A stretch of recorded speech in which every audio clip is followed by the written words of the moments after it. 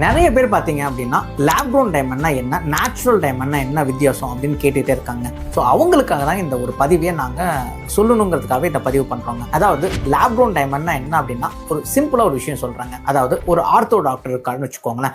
அந்த ortho doctor எவ்வளோ எக்ஸ்பீரியன்ஸ்டாக இருந்தாலும் சரிங்க, ஒருத்தருக்கு எலும்பு உடைஞ்சிருக்கு அப்படின்னா கண்டிப்பாக எக்ஸ்ரே அப்படிங்கிறத எடுக்காமல் அவரால் எந்த இடத்துல எலும்பு உடைஞ்சிருக்கு, எவ்வளோ இதே இருக்குது அப்படிங்கிறது கண்டிப்பாக அவரால் சொல்ல முடியாதுங்க. அந்த மாதிரி தாங்க நேச்சுரல் டைமண்ட் இருந்தாலும் சரி, லேப் க்ரோன் டைமண்டா இருந்தாலும் சரிங்க, இந்த லெபார்ட்டரியில டெஸ்ட் பண்ணும்போது மட்டும்தான் இது நேச்சுரலா வந்திருக்கா இல்ல லேப்ல இருந்து வந்திருக்கா அப்படிங்கறத கண்டுபிடிக்க முடியுங்க. ஸோ இதுதாங்க இதுக்கு ஒரு சிறந்த உதாரணம் நான் நினைக்கிறேன். அதே மாதிரி பாத்தீங்க அப்படின்னா இன்னும் ஒரு உதாரணம் உங்களுக்கு கொடுக்கணும் அப்படின்னு நினைச்சேன் அப்படின்னா, அதாவது ஒரு குழந்தை ஒரு டெஸ்ட் டியூப் மூலமா பிறக்குது அப்படின்னா அந்த டெஸ்ட் டியூப் பேபி பிறந்ததுக்கு அப்புறமா நம்மளால கண்டிப்பா டெஸ்ட் டியூப்ல பிறந்திருக்கா இல்ல நேச்சுரலா பிறந்திருக்கா அப்படிங்கறத யாராலையும் கண்டுபிடிக்க முடியாதுங்க.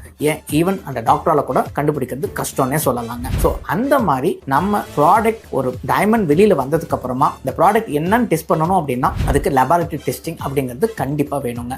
ஸோ நீங்க டைமண்ட் ஜுவல்லரி வச்சிருந்தாலும் சரிங்க, நீங்க லேப் க்ரோன் வச்சிருந்தாலும் சரிங்க, மறக்காம நீங்க எங்க வாங்கினாலும் அதுக்கான சர்டிபிகேட்டை நீங்க கண்டிப்பா வச்சுக்கோங்க. ஸோ இனி வரும் காலங்களில் இந்த மாதிரி சர்டிஃபிகேஷன் அப்படிங்கிறது ரொம்ப முக்கியம்னே சொல்லலாங்க. ஸோ கண்டிப்பாக உங்களுக்கு க்ளோன் டைமண்ட்ஸில் இல்லாட்டி லேப் க்ரோன் டைமண்ட்ஸில் ஏதாவது டவுட்ஸ் இருந்தால் கீழே இருக்கிற நம்பருக்கு காண்டாக்ட் பண்ணுங்கள். நாங்கள் இன்னுமே உங்களுக்கு தெளிவாகவும் அதை பற்றி டீட்டெயில்ஸும் உங்களுக்கு கொடுக்குறோங்க.